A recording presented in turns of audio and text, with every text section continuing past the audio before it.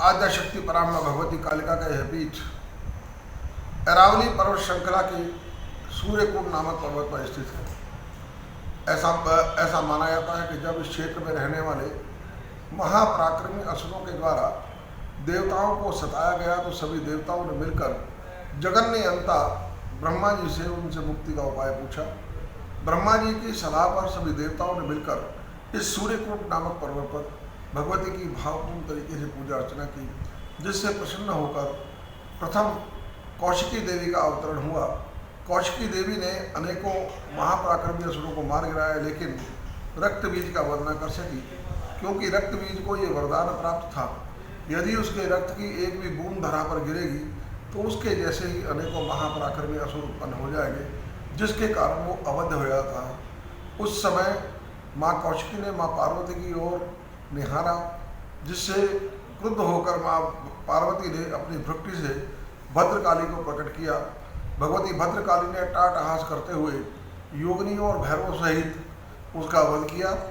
उसके बाद देवताओं ने भगवती की स्तुति की, जिससे प्रसन्न होकर माँ ने यह वरदान दिया कि आज के बाद जो भी इस पीठ पर भक्तिपूर्वक मेरी पूजा अर्चना करेगा उसकी समस्त मनोकामनाएं पूर्ण होंगी।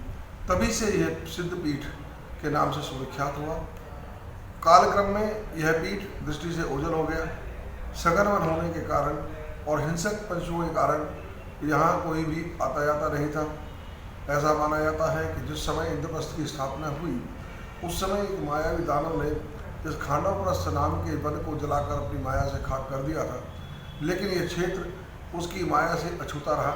तो पांडवों को बहुत आश्चर्य हुआ और उन्होंने ये जानना चाहा कि यहाँ ऐसी कौन सी शक्ति विद्यमान है जिसके कारण इस मायावी दानव की माया का प्रभाव इस क्षेत्र पर नहीं हुआ। तब पांडव यहाँ आए और भगवान श्री कृष्ण सहित माँ कालिका का पूजन अर्चन किया, जिससे माँ ने प्रसन्न होकर उनको युद्ध में विजयी होने का वरदान दिया। उसके बाद पुनः ये पीठ जो है काल दृष्टि से ओझल हो गया। 15वीं और 16वीं शताब्दी के मध्य नाथ संप्रदाय के बाबा बालकनाथ यहाँ पर आए और इस स्थान को अपनी तपस्थली के रूप में चुना, जिसमें प्रसन्न होकर माँ ने उनको अपनी सेवा में रहने का आदेश दिया। तभी से नाथ संप्रदाय के योगी यहाँ महंत परंपरा में पीठासीन महंत होते चला रहे और यह क्रम आज भी अनवरत रूप से जारी है। उनकी तपस्या के प्रभाव से ही अकबर सेकंड के पेशकार बाबा केदारनाथ जी ने इस पीठ का जीर्णोद्धार कराया और भव्य मंदिर का निर्माण कराया।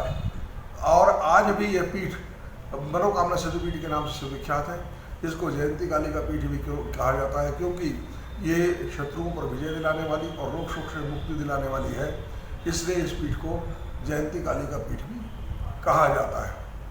आज भी लाखों श्रद्धालु माँ कालिका के दर्शन करते हैं। विशेष रूप से शनिवार, रविवार, मंगलवार, हर महीने की शुक्ल अष्टमी और छुट्टी के दिन यहाँ भक्तों की बहुत भारी भीड़ जुटती है और वो सब माँ के दर्शन करके अपने आप को कृतकृत्य अनुभव करते हैं और माँ का आशीर्वाद प्राप्त करते हैं। नवरात्र के अवसर पर यह भीड़ कई गुना बढ़ जाती है और ऐसी मान्यता है कि लगभग 35 से 50 लाख श्रद्धालु माँ के दर्शन करते हैं। यह पीठ रचना की दृष्टि से भी अनेकों विलक्षणताएं लिए हुआ है। इस पीठ का निर्माण जो है यंत्रात्मक है। बिंदु, त्रिकोण, खटकोण, अष्टदल, द्वादश दल और 36 मातृका है। इस आधार पर इस पीठ का निर्माण हुआ है। वास्तु की दृष्टि से भी यह पीठ बहुत ही महत्वपूर्ण है। कहे जिस भूमि का ढलान या जिस पीठ का पूर्वाभिमुख हो वह सांसारिक ऐश्वर्य को प्रदान करने वाला और समस्त मनोकामनाओं को पूर्ण करने वाला होता है। भगवती कालिका का यह पीठ पूर्वाभिमुख है और इसका ढलान भी पूर्व की ओर है, जो सांसारिक ऐश्वर्य प्रदान करने के लिए बहुत ही प्रशस्त है।